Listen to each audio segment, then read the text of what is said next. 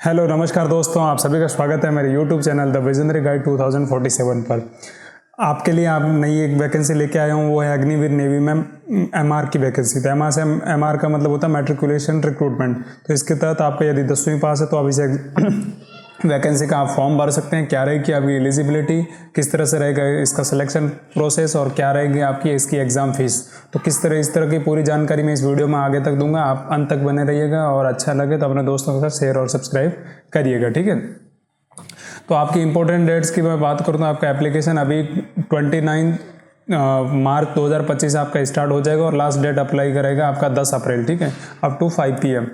तो पे exam fees आपकी रहेगी लास्ट 10/4 को 2025। इसके बाद आपको एग्ज़ाम फीस भरने का मौका नहीं दिया जाएगा। तो फर्स्ट इसका स्टेज फर्स्ट एग्ज़ाम आपका जल्द ही मई में हो जाएगा, मतलब अप्रैल में आपके फॉर्म खत्म हो रहे हैं, 1 महीने बाद आपके एग्ज़ाम्स हो जाएंगे। तो INET का मतलब होता है इंडियन नेवी एंट्रेंस टेस्ट रहेगा, जो मई 2025 में आपका स्टार्ट होगा। और इसकी खूबसूरत बात है कि मई में ही आपका मई के लास्ट वीक तक आपका रिजल्ट आ जाएगा। तो इसका मतलब है मई के फर्स्ट वीक में आपका लगभग एग्ज़ाम हो सकता है और लास्ट वीक में आपका इसका रिजल्ट देखने को मिल सकता है, ठीक है। तो उसके अलावा आपकी एज लिमिट क्या रहेगी, देखो इस बार नेवी एक साथ 3 इंटेक्स ले रहा है। तो ये बहुत बड़ी अपॉर्चुनिटी आप सभी के लिए कि एक साथ 3 मौके दिए जाएंगे और लगभग आपको अगले 1 साल तक नेवी में और कोई वैकेंसी देखने को नहीं मिल सकती। तो इसमें कौन कौन से बैच है, एक है 02 2025, एक है 01 2026, एक बैच है 02 2026, ठीक है। तो आपके 3 बैच रहेंगे और 3 बैच का एक साथ इंटेक लिया जाएगा और लगभग 6000 से 7000 की वैकेंसी होती है टोटल। तो उसमें MR की आप मान के चलो कि 2000 की वैकेंसी ऑलमोस्ट आपको देखने को इसमें मिल सकती है। तो आपकी डेट एज लिमिट क्या रहेगी, देखो आपका 1 सितंबर 2004 से ऑलमोस्ट 31 दिसंबर 2008 के बीच में होनी चाहिए, ठीक है। तो इनके बीच में आपकी एज क्राइटेरिया रहेगा, तो आपको मौका मिलेगा। आपका स्टेज फर्स्ट का एक बार एग्जाम होगा, उसके बाद स्टेज सेकंड के आपके जितने नंबर है उस हिसाब से आपको सेलेक्ट किया जाएगा सेकंड लेवल के लिए। और स्टेज 2 के आपको 3 बार मौके मिलेंगे कि इसे आपकी अकॉर्डिंग टू आपकी एज लिमिट के हिसाब से। उसके बाद एलिजिबिलिटी की बात करें तो एलिजिबिलिटी का आप देख लो, मैट्रिकुलेशन होना चाहिए, एग्जामिनेशन मतलब आपका 10th पास होना चाहिए।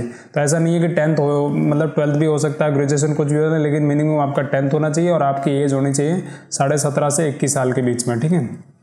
तो ये आपकी एज क्राइटेरिया रहेगा, ठीक है। और उसके बाद आपको वो भी होना चाहिए रिकॉग्नाइज्ड बोर्ड, मतलब ऐसा कोई नॉर्मल बोर्ड नहीं होना चाहिए, जो मिनिस्ट्री ऑफ एजुकेशन के अकॉर्डिंग अंडर रिकॉग्नाइज्ड है, उस बोर्ड से आपकी 10th पास होनी चाहिए, ठीक है। उसके बाद सिलेक्शन प्रोसेस आपका क्या रहेगा, देखो स्टेज फर्स्ट रहेगा और Indian Navy entrance test INET रहेगा, ठीक है। उसमें क्या रहेगा, मोड रहेगा आपका कंप्यूटर बेस्ड टेस्ट, मतलब CBT रहेगा आपका। तो कंप्यूटर बेस्ड आपका टेस्ट होगा और आपका ड्यूरेशन रहेगा 30 मिनट, मतलब 30 मिनट आधा घंटे का टाइम मिलेगा। आपके 50 क्वेश्चन होंगे, ठीक है। और उसमें 50 क्वेश्चन में क्या क्या सब्जेक्ट रहेगा, साइंस रहेगा, आपका मैथ्स रहेगा और जनरल अवेयरनेस रहेगा, और वो भी 10th स्टैंडर्ड का। तो आप देख सकते हैं कि GK रहेगा आपका, और उसके साथ आपका मैथ्स के सिंपल क्वेश्चंस रहेंगे, उसके साथ साइंस के क्वेश्चन भी आपके देखे जाएंगे प्रीलिम्स एग्जाम में। और वो आपको कितना मिनट मिलेगा, 30 मिनट का टाइम मिलेगा।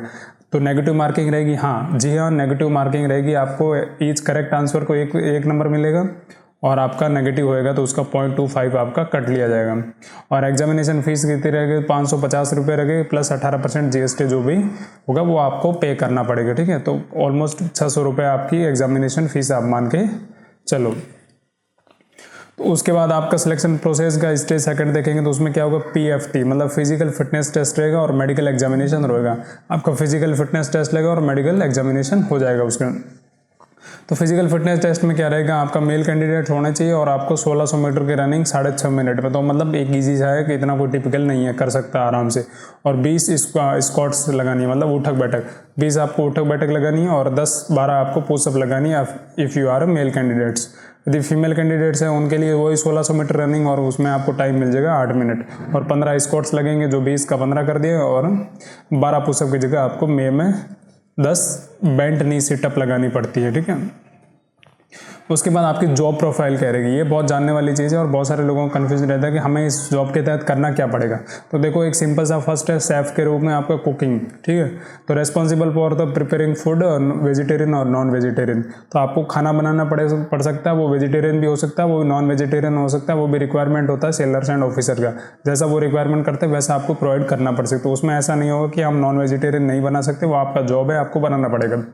और उसके साथ आपका काम रहेगा हैंडलिंग रेशन, और किस तरह से आपका किचन में रेशन आ रहा है उसको हैंडल करना, मेंटेनिंग किचन हाइजीन, किचन को एकदम साफ़ सुथरा रखना, ऐसा नहीं गंदगी से पड़ी रहे, और इंश्योरिंग प्रॉपर फूड स्टोरेज, ऐसा नहीं है कि यहाँ आपको ब्रेड बार डाली हो तो आपको उसका स्टोरेज भी संभालना है कि ब्रेड हो गया, जैसे आपका पनीर हो गया तो आपको फ्रिज में रखना है, ये सारी चीज़ें आपको हैंडल करनी आनी चाहिए।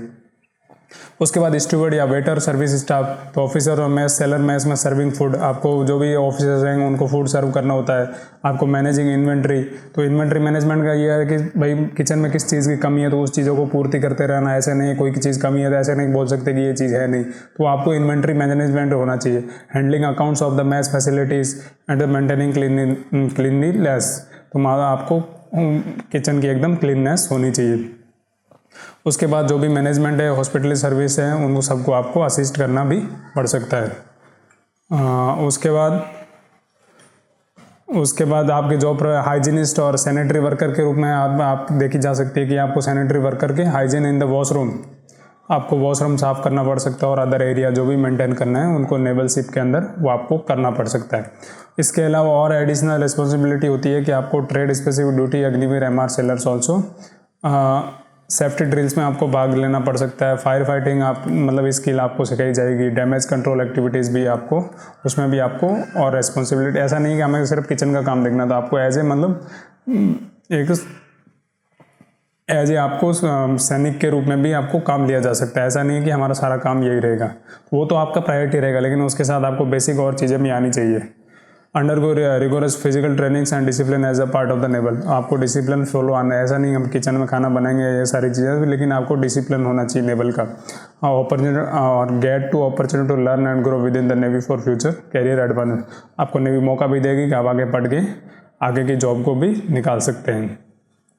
उसके बाद सर्विस के बेनिफिट्स क्या रहेंगे? सर्विस देखो टेन्योर 4 साल का रहेगा अंडर द नेवी एक्ट 1957, और मंथली पे आपका रहेगा फर्स्ट ईयर आपका पर मंथ 30,000 मिलेगा, और लास्ट 4th ईयर में आपका 40,000 रहेगा, तो बीच में 30,000 40,000 में आपका 3 साल में इंक्रीमेंट लगेगा, ठीक है।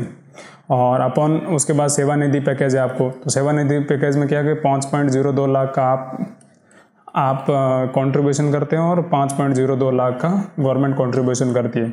जब मतलब 4 साल की सर्विस पूरी हो जाएगी तो 10.4 लाख आपको सेवानिधि पैकेज मिलेगा।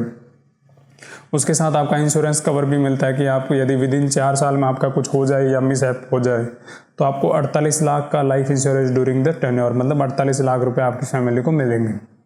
और एडिशनल बेनिफिट है कि रिस्क एंड हार्डशिप अलाउंसेज मिलते हैं, ड्रेस एंड ट्रैवल के अलाउंसेज मिलते हैं आपको, कैंटीन स्टोर डिपार्टमेंट CSD के फैसिलिटीज़ का फ़ायदा मिलता है, और मेडिकल फैसिलिटीज़ की भी आपको इसके अंदर सुविधाएँ मिलती हैं।